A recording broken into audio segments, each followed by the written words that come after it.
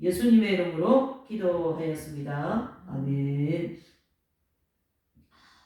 그래서 이제 이 요한복음 이제 지난 시간에 이어서 오늘 요한복음 2강 시간인데 두 번째 시간인데요. 지난 시간에는 요한복음 좀 서론적인 거 또 1장에서 19절까지 1장 1절에서 19절까지 대충 이렇게 좀 요한복음에 대해서 좀 살펴봤는데요. 이제 오늘부터는 이제 좀 아주 세밀하게 요한복음은 읽으면 읽을수록 또 보면 볼수록 그냥 대충 넘어갈 수 있는 내용들이 한 단어도 없어요.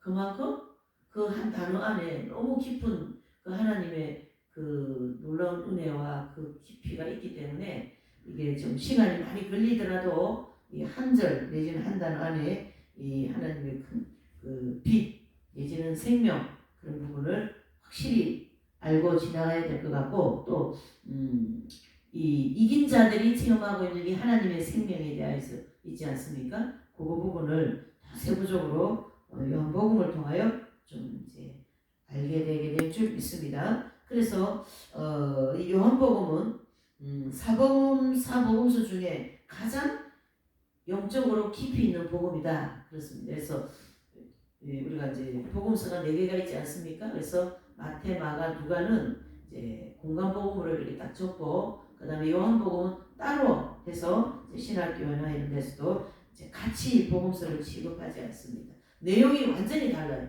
3개의 복음서하고 이 요한복음서하고는 완전히 내용 자체가 다르고 또 깊이도 굉장히 차이가 있습니다.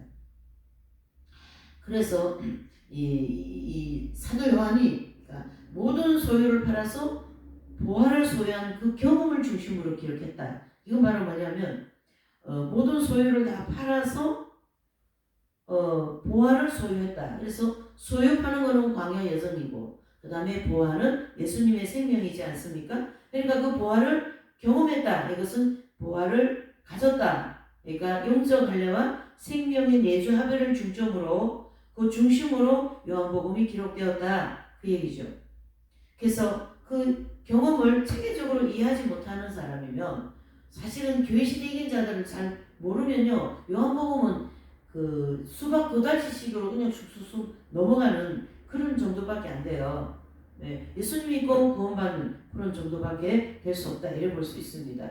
네, 그래서 우리가 이제 이 성경 핵심 진리를 공부한 사람들로서 그 교회 시대 이긴 자들 공부를 해서 이 교회 시대 이긴 자들이 어떤 분들이고 어떤 그 생명의 체험을 하신 분들인가 그걸 알기 때문에 이 요한복음을 공부하면 그 선상에서 이해가 되고 알아듣기 때문에 더 큰 은혜가 되고 아 깊다 이렇게 믿어진다 이런 뜻이죠. 그래서 그 경험 즉 체험을 체계적으로 이해하지 못하면 이 요한복음을 이해할 수가 없다. 그 깊이와 진리를 잘 해석하기도 어렵다 그런 뜻이죠. 그래서 공간복음도 가나안 땅 들어간 신앙을 소유하기 전에 충분한 해석을 할 수 없고 또 요한복음도 내 생명에 내주합일되어진 그런 경험을 하지 않는 사람이라면 충분한 해석을 할 수 없는데 공간복음도 그렇지만 요한복음은 더 그렇다. 그걸 이제 꼭 짚고 넘어가야 됩니다. 요한복음을 공부할 때는 크게 빠지면은 요한복음은 해석이 되지 않습니다.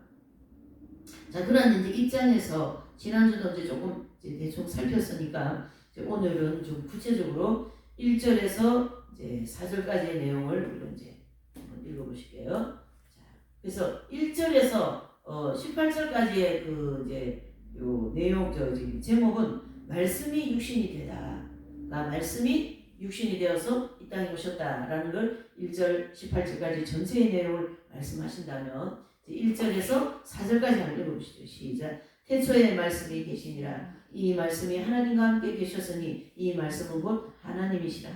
그가 태초에 하나님과 함께 계셨고 만물이 그로 말미암아 지은 바 되었으니 지은 것이 하나도 그가 없이 된 것이 없느니라. 그 안에 생명이 있으니 이 생명은 사람들의 빛이라 그랬습니다. 그래서 여기 이제 1절에 보면 태초에 말씀이 계시니라 그랬습니다.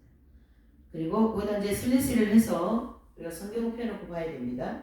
그 다음에 이제 이 말씀이 하나님과 함께 계셨으니 이 말씀은 곧 하나님이시다. 그러니까 태초에 말씀이 계시고 이 말씀이 하나님과 함께 계시고 이 말씀은 곧 하나님이다. 결국은 뭡니까? 이 말씀이 하나님이고 하나님이 말씀인데 또 하나님께서 태초 즉 이 세상을 창조하기 전부터 계신 분이다. 이렇게 이해해야 되죠.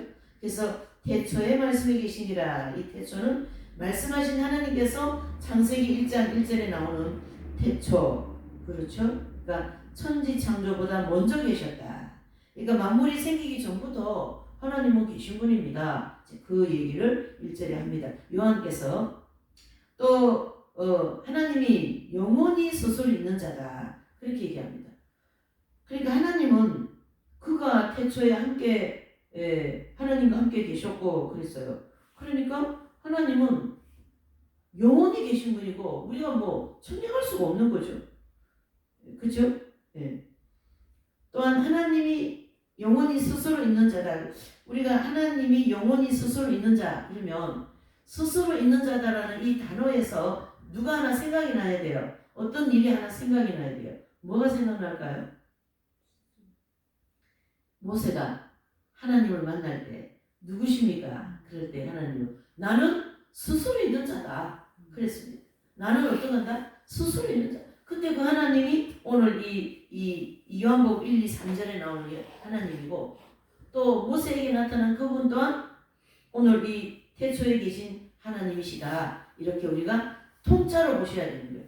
하나님에 대해서. 이해되시죠?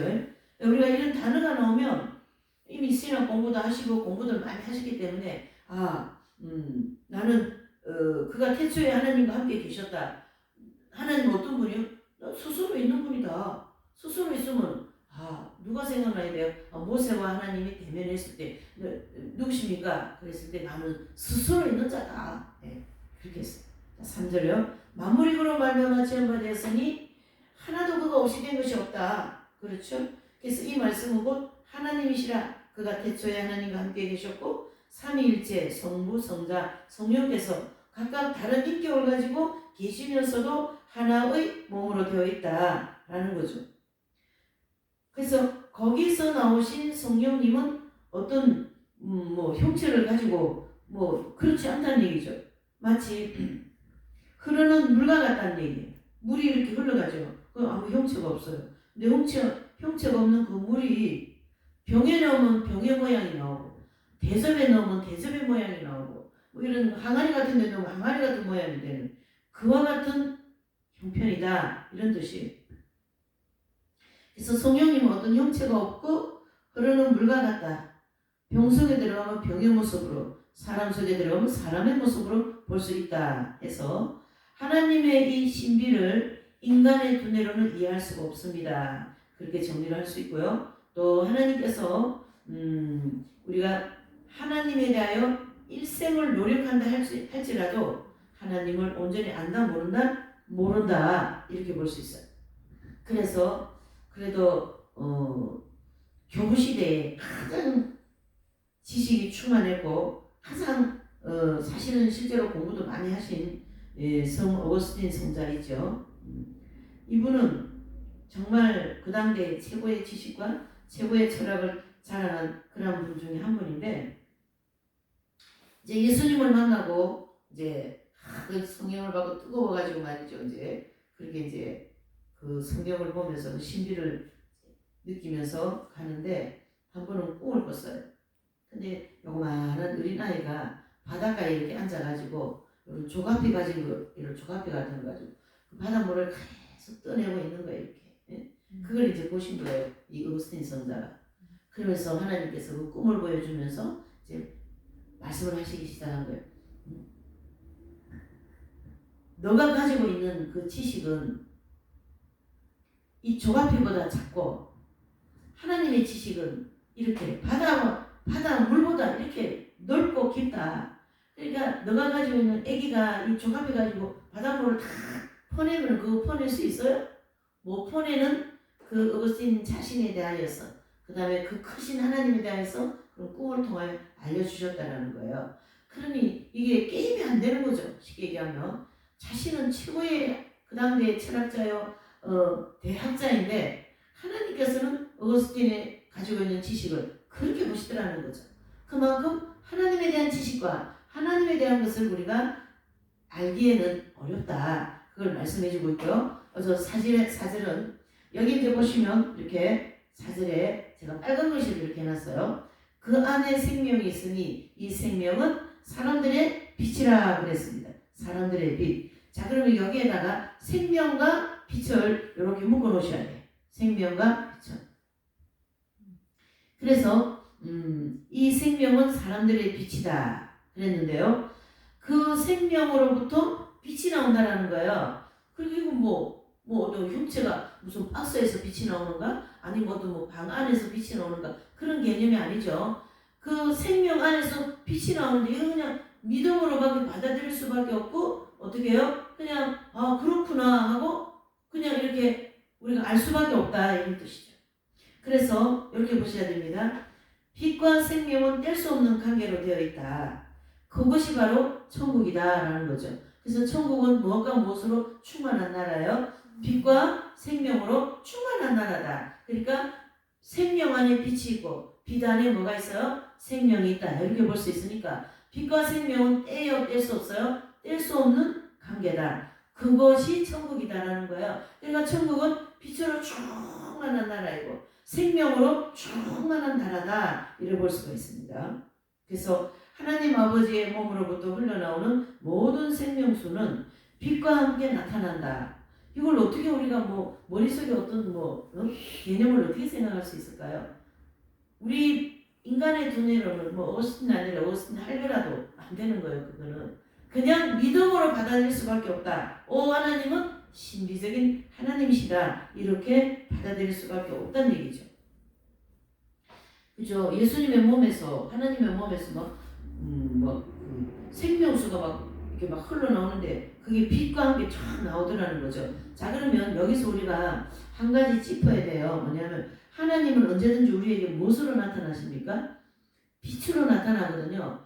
그러니까 천국은 전체가 다 빛이라고 하는데 하나님 아버지 보좌가 있는 곳은요 빛 덩어리로 되어 있다는 거죠. 그러니까 우리 이 물질계에서 하나님을 비유하자면 무엇을 비유해요? 태양. 자연계에서 가장 빛이 밝은 게 뭘까요? 태양이거든요. 태양만큼 빛이 밝은 게 없어. 그렇기 때문에 말라기 3장 4장 5절에도 하나님은 뭐라? 빛이라 태양이라 그랬습니다. 자, 그래서 계시록 7장에도 보면은 인치는 천사가 어디로부터 올라옵니까? 해 돋는 데로부터 올라오지 않습니까? 그럼 그 해 돋는 그 자리가 어디예요? 하나님의 보좌가 있는 데로부터 이제 천사에게 지명하여 저 브린시스 성자에게 인을 쳐라 이래 된 거 아닙니까? 그와 같이 거기도 빛, 말라기 선지자도 빛, 오늘 이 요한복음 1장 4절에도 빛. 그러니까 하나님은 자체가 빛이라는 거죠. 근원 자체가 빛이라는 거죠. 이 종이의 근원이 뭡니까? 종이는 뭘로 만들어요? 종이는 나무로 만들죠. 근원이 나무예요. 그와 같이 하나님은 어떤 분? 빛이라는 거예요. 근원이 빛이라는 거죠. 그거를 이 사도 요한이 깨달으신 거예요. 하나님은 어떤 분요? 빛인 분이다. 그러니까 이 사도 우리가 이제 이런 요한복음을 공부하고 어떤 예레미야서나 이사야서 이런 이제 그런 대연서 이런 거 연구할 때 꼭 그 책을 쓰신 저자도 함께 생각해야 돼요. 그 저자가 이사야라는 저자라는 사람이 그 엄청난 방대한 하나님에 대한 예언과 계시와 그 당대에 또 나중에 천연왕국까지 그런 것까지 다 계시를 받아서 기록할 만한 그릇이 되어야 된다 이런 말 이해되시죠? 그런 그릇이 안 되면 만약에 여기 지금 계시 정식 받고 이러는 사람한테 이사야서 같은 그런 큰 많은 양의 계시를 주면 그 사람 감당할까요? 감당 못하는 거예요. 그래서 이 성경에 나오는 이제 요한복음이라든가 이런 사복음서 기록한 이런 분들 또 대선지서 이런 성경의 중요한 이제 큰 가닥을 잡을 수 있는 책을 쓰신 분들이 그 저자 자체가 이긴 자들이어야 된다는 얘기예요. 그러니까 요한복음을 기록한 이 요한 자체가 하나님에 대해서 얼마나 정확하게 표현해주고 있냐? 이걸 우리가 읽어야 되는 거예요. 요한복음 1장 4절의 말씀을 가지고. 그러니까 하나님은 어떤 분이라고요? 빛이다. 그 다음에 생명이다. 이렇게 얘기해주고 있어요. 그러니까 그거를 알게 되어진 사도 요한은 훌륭하다. 이래 봐야 되는 거죠. 사도 바울이 13편의 편지를 쓰면서 거기 핵심이 뭡니까? 생명의 하빌이잖아요. 죄와 사망에서 해방된 로마서 8장 1, 2절에 와 같은 그 위대한 사도 바울이 인 것처럼 요한복음을 기록한 이 위대한 누구예요? 사도 요한을 우리가 함께 생각해야 된다. 하나님을 이렇게 잘 표현하는 사람이 어디 있어요? 그죠? 인간으로 할 수 있는 일이 아니에요. 저는 이런 거 보면 전율이 오르려고 그래요. 와, 사도 요한은 하나님을 빛으로 알았네? 또 생명을 알았네? 그걸 알았다는 자체가 얼마나 엄청난 거 아니겠어요? 잘 들어봐요. 우리가 성경의 신조를 공부해서 교회 시대 이긴 자들이 영 안에는 그리스도의 생명이 합일되어져 있고 그 원죄의 문제가 해결되었다. 그걸 알게 되지 않아요? 그거를 그 공부를 하지 않고 그 공부해도 그게 뭐냐 그리고 돌아가 버리고 그러는 사람들은 그걸 몰라요. 이긴 자가 뭔지도 몰라. 생명이 합일이라 그러면 특히 이 개신교는 합일이라는 단어 자체가 뭔지를 못 알아들어. 그러나 가톨릭 같은 성도들은 약간 그런 거 성인들을 많이 접했기 때문에 합일이라는 단어를 어디서 많이 듣기도 해요. 근데 우리 개신교는 그런 어떤 영적인 깊이에 대한 단어들이 사실은 별로 들은 게 없어요. 그래서 이 요한복음 1장 4절에 나오는 생명과 빛에 대하여서 많이 이렇게 이해하기가 어렵다. 그러나 핵심 진리를 공부한 사람들은 이걸 우리가 딱 알아들어버린 거예요. 어머, 사도 요한은 하나님을 빛으로 생명으로 이해를 해서 이렇게 기록했구나. 이렇게 볼 수가 있다는 거죠. 그러니까 얼마나 깊냐 이래 보셔야 됩니다.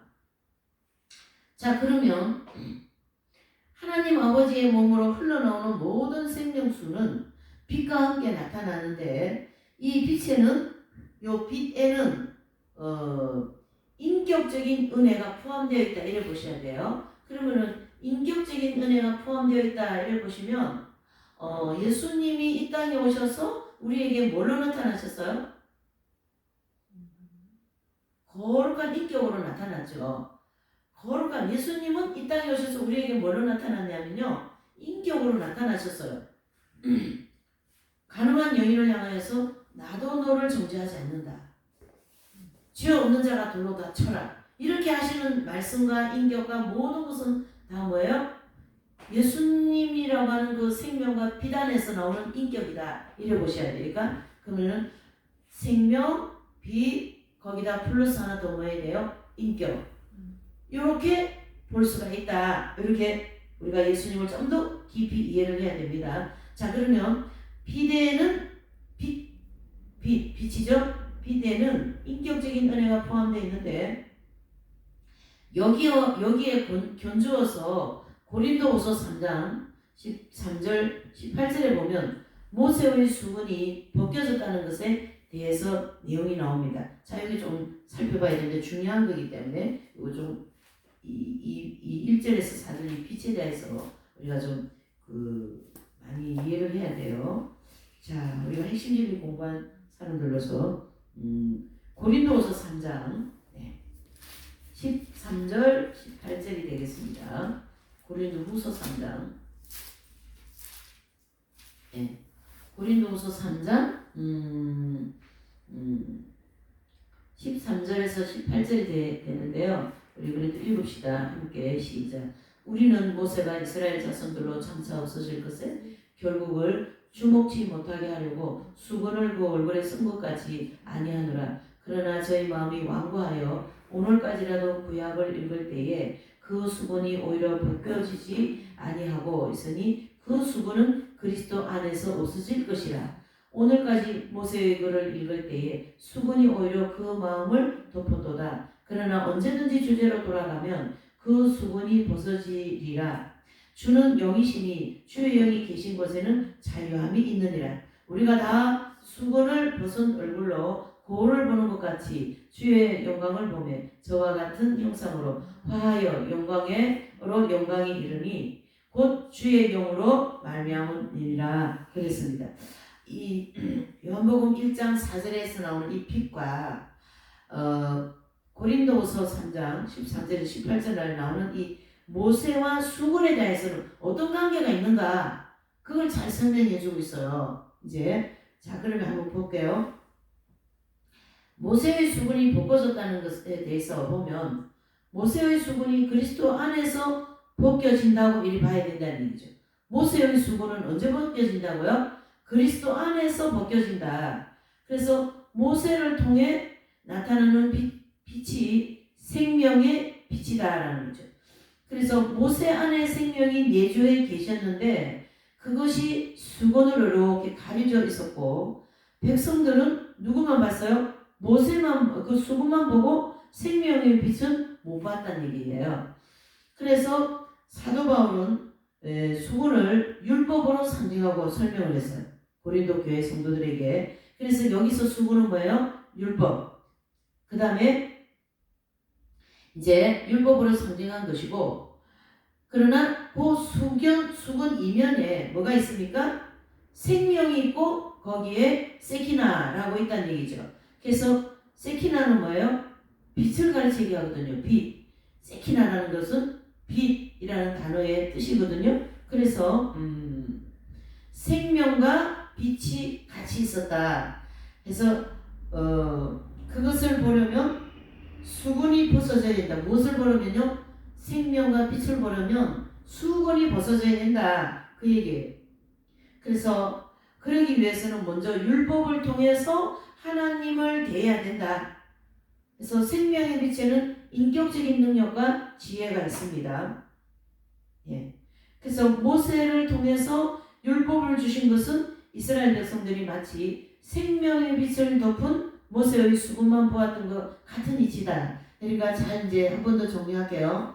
모세를 통하여는 뭐가 왔어요? 율법. 예수님을 통하여는 빛과 생명이 왔단 말이에요. 근데 모세의 영 안에 빛과 생명과 같은 생명이 합일되어 있지만, 모세를 통하여 하나님은 뭘 주셔요? 율법을 주셔가지고 이스라엘 백성들을 광야에서 율법을 지키는 훈련을 시켰다. 그게 모형적인 진리라면 우리 또한 이 광야에서는 모세 속에 있는 생명보다도 모세가 주신 율법적인 신앙생활을 한다는 얘기예요. 그리고 그 율법적인 신앙생활이 끝날 때 모세가 수건이 벗어지면 모세의 영 속에 생명과 빛이 있는 것을 볼 수 있다, 이런 뜻입니다.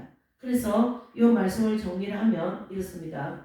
광야에 연단받는 이제 신앙생활하는 모든 광야에 있는 성도들은 율법을 지키는 훈련을 한다, 그렇게 볼 수가 있어요. 그러니까 어떻습니까? 그러면 복음을 믿어야지 율법을 믿으면 되냐? 그게 아니고, 율법을 우리가 모세의 율법이 있고 그리스도의 율법이 있지 않습니까? 그러니까 광야에는 무슨 얘기냐? 말씀 지키는 훈련하는 곳이다, 이런 뜻입니다. 그래서 말씀을 지키는 훈련을 하는 그 과정이 어디라고요? 광야, 영적인 광야. 그래서 신명기 8장 1절에서 5절에 보면 하나님께서 내가 너희를 이 광야에 40년을 통과하게 하신 것은 내 말을 지키는지 안 지키는지 보려 함이라, 그렇게 얘기했거든요. 바로 무슨 말씀입니까? 하나님은 광야를 통과하면서 우리가 연단받고 또 연단받으면서 뭘 하는데 목적이 있냐면 말씀 지키는데 목적이 있다, 그런 뜻이에요. 그래서 이웃을 사랑하라, 마음으로 친구를 미워하면 살인했다, 또 마음으로 음욕을 품으면 이미 간음하였는다, 이런 그리스도의 율법을 이 광야에서 우리에게 쭉 주신 거예요. 그거를 지키는 훈련을 하는 거예요. 마치 율법 지키듯이 말이죠. 예. 그리고 그 광야의 연단이 다 끝나고 나면, 잘 들으셔야 돼요. 광야의 연단이 다 끝나고 나면 모세에게 수건이 이렇게 벗겨지어서 생명과 빛이 보이듯이, 광야 연단 과정이 끝나고 나면 그 생명과 빛이 그 사람, 광야 연단 과정이 끝난 그 사람의 영에 지성소에 합일이 된다. 그걸 얘기해 주는 것이 수건이 벗겨지는 것이다, 이렇게 이해를 해야 되는 거죠. 그래서 요한복음 1장 4절의 이 생명과 빛은 그 사람의 영 속에 그리스도의 생명이 합일되어진 하나님 아버지의 생명이다. 이를 볼 수가 있고, 그 생명이 합일되어지는 사람들은 바로 광야의 연단의 모든 과정을 마치고 어떻게 해요? 로마서 8장 1, 2절 말씀같이 영적 할례를 받고 생명이 합일되어진 단계다. 이렇게 정리를 해야 됩니다. 그래서 우리가 교회 시대 이긴 자들의 영의 지성소에 누구가 들어가 계셔요? 예수 그리스도의 생명과 빛이 들어가서 합일이 되었다. 이게 인간에게 최고의 축복이요. 그것이 뭡니까? 최고의 행복이다. 이렇게 볼 수가 있는 거죠. 예. 그래서 우리가 교회 시대 이긴 자들을 공부할 때 그거를 공부했기 때문에 오늘 이 요한복음 1장 4절의 말씀이 풀립니다. 이렇게 볼 수가 있는 거죠. 자, 그러면 모세를 다시 조금 더 정리하면요. 모세는 율법의 대명사잖아요. 모세를 통하여 율법을 줬기 때문에 그래서 사도 바울이 모세를 인용하여서 고린도후서 3장 14절 9절에 13장 그러니까 3장 13절 18절에 모세의 수건과 그 다음에 수군이 벗겨지니까 모세를 통해 빛이 보인다. 이렇게 설명을 해주고 있는 거죠. 그래서 사도 바울은 이 모세의 수군은 율법에 비유하고 수군이 벗어지니까 빛과 생명이 보였다. 이렇게 모세를 인용해서 설명해 준 거예요. 뭐에 대해서요? 빛에 대해서. 이해되시죠?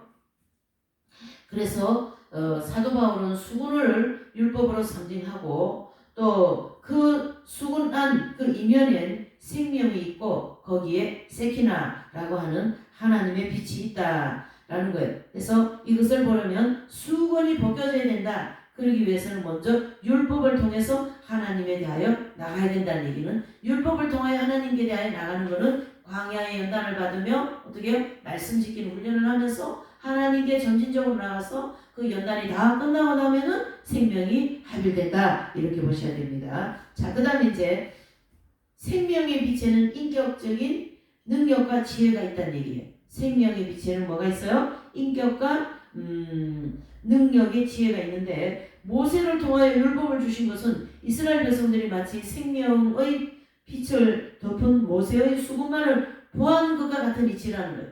그리고 그 수군은 그리스도 안에서 없어지게 된다. 그리스도를 통하여 생명이 공급된다. 이를 보셔야 되고 십자가의 요한 성자는 용성의 밤을 통과하면서 자아가 다 깨어지면서 하나님의 빛이 폭포수처럼 들어온다. 이런 단어를 쓰고 있어요. 우리가 늘 공부하는 것처럼 그러니까 성인들의 영 안에는 영의 지성소에는 이 생명의 그것이 폭포수처럼 막 들어오는 게 생명수 폭주라고 그러잖아요. 그거를.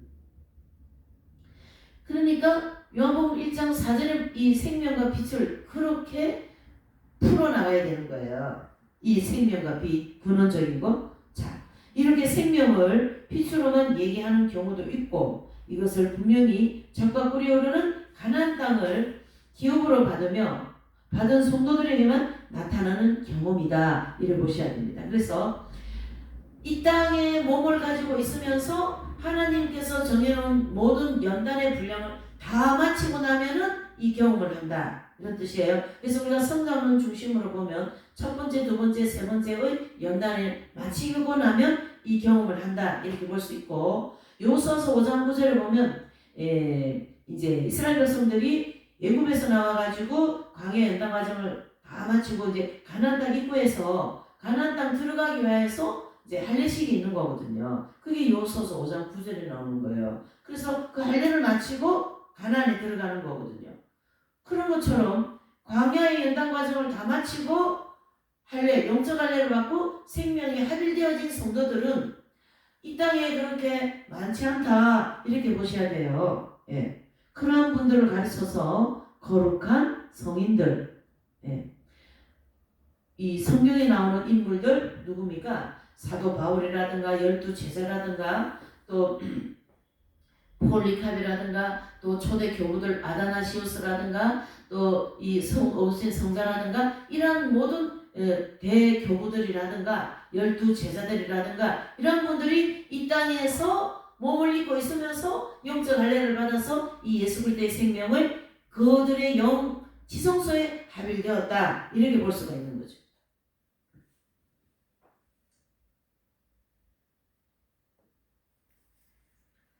그러니까 광야 훈련을 받는 동안에 수급만 보는 셈이죠. 그러니까 로마서에는 이 율법을 몽학 선생이다. 갈라디아서 그렇게 말씀하죠. 그래서 이 바울은 율법과 복음을 정확하게 구분을 하면서도 율법을 인용하면서 복음을 통하여 우리가 그렇게 된다. 그 얘기를 서신서에 굉장히 많이 해주고 있는 거거든요. 제가 설명하는 걸 자세히 들어야 됩니다. 안 그러면 이게 조금 그래서 이는 몽학선생 안에 있는 것과 같은 이치이고 청지기 안에 있는 아들과 같다. 바로 율법 안에 있었다는 얘기. 어디에서는요? 광야에서는. 자, 그래서 율법은 생명의 그림자라고 말합니다.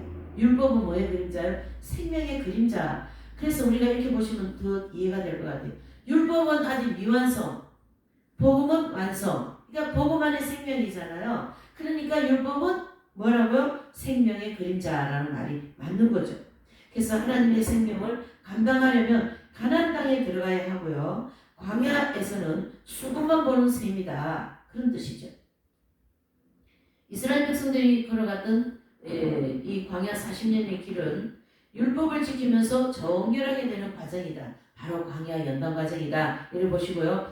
모든 성도들이 필수적으로 걸어가야 되는 광야 연단 과정이다. 이를 볼 수 있습니다. 그래서 이 과정을 다 통과하고 난 후에 가나안 땅, 즉 생명의 땅에 들어가게 됩니다. 라는 겁니다. 그래서 이 체험을 하신 거짓 성자 분도 요셉이라는 분이 있어요. 이분도 이제 가톨릭에서 나온 성자인데 이런 분 같은 분은 캄캄한 곳에서 혼자 조용히 이분은 이제 이미 그 교회 시대에 그 개신교 생기기 전 그런 가톨릭 교회에서 나온 성자이거든요. 아주 빛이 밝은 그런 분인데 캄캄한 곳에서 혼자 그 성당에서 이제 기도를 하는데요. 기도할 때 그 속에 있는 그 라브로 성자의 그 영의 지성소 생명의 빛이 있잖아요. 그 속에 생명의 빛이 밖으로 막 이렇게 비쳐 나와가지고 사람들을 깜짝 놀라게 했다라는 거예요. 그래서 하나님께서 그런 신비한 방법으로 그분을 세상에 알리게 하시고 또 가나안 땅 들어간 성도라는 사실을 드러내어 주신 거예요. 무슨 말이냐면 이분이 이제 성당에 제일 앞자리 와서 깜깜한데 이제 묵상기도를 다 하고 있는데 밖에서 어느 성도가요. 성당에 이제 유리 같은 거 있고 이렇지 않습니까? 근데 이제 그 성도님이 밖에서 이렇게 그 성당 이제 본당 안에 이렇게 비친 거죠. 보는데 막 창문이고 막 이런 데서 막 안에 무슨 불난 거라고 생각한 거예요. 불이 나는 줄로. 얼마나 그 라브로 성자라고 하는 그분에게 막 빛이 확 난 거예요. 막 하나님의 신비를 한번 드러내 주신 거예요. 그 성자를 통하여서. 그래가지고 밖에서 성당에 불났다 막 그랬다는 얘기예요. 그 책에 나옵니다.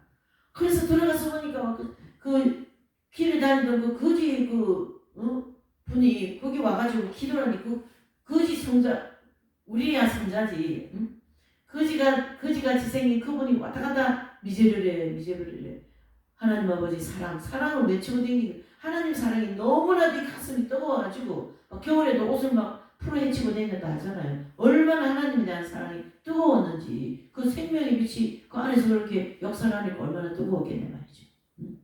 그래가지고는 이 라브로 성자께서 기도하는데 막 빛이 확 나가지고 그걸 빛을 발하게 한 거예요. 그 사람의 영 속에 있는 빛이 밖으로 나온 거예요.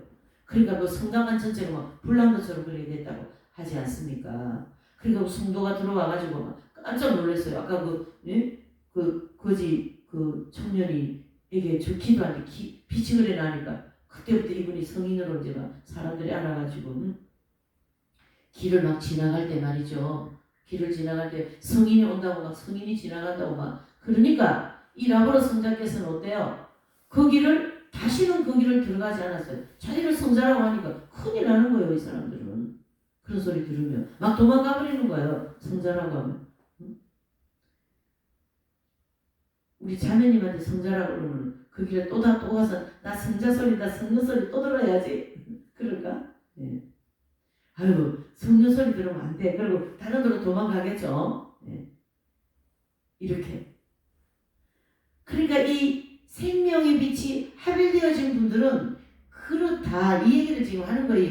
이 분도요술 라브로 성장하는 이런 분들을 인용하여서 지금 얘기하는. 그 막 그냥 불같이 발살되어진 그 빛이 그 라브로 성자의 영의 지성소에 합일되어진 예수 그리스도의 생명이다. 그거예요. 그걸 얘기해요. 그러니까 빛과 생명은 하나고 거기에 플러스하여서 뭡니까? 그리스도의 인격으로 나온다. 이렇게 우리가 정리해 볼 수가 있습니다.